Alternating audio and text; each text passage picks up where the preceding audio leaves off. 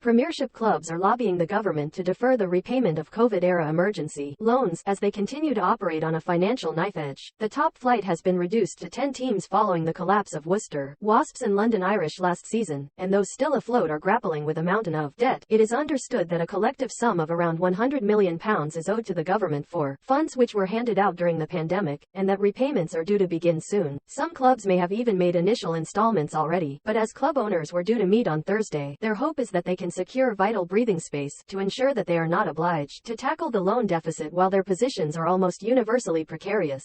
Sources have told MailSport that the mood among clubs officials is that the government has a duty to support the sport, as is the case in France, and that it would also serve to protect a return of approximately £80 million per year in tax from the Premiership elite. All the clubs owe different amounts, but across the board it is being viewed as a looming problem.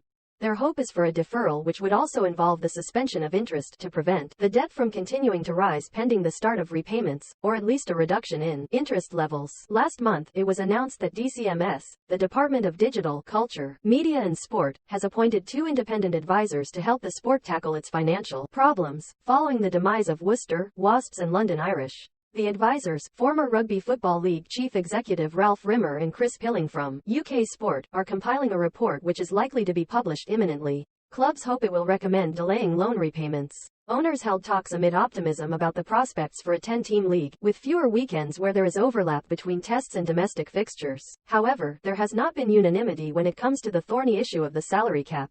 As it stands, that is due to revert to £6.4 million, from the current £5 million threshold, for the 2024-25 season onwards.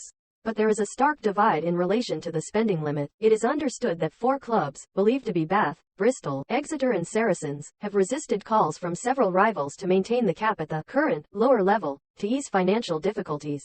With such a significant contingent opposed to maintaining the status quo, it means there is very little chance of achieving the majority vote needed to force through that motion.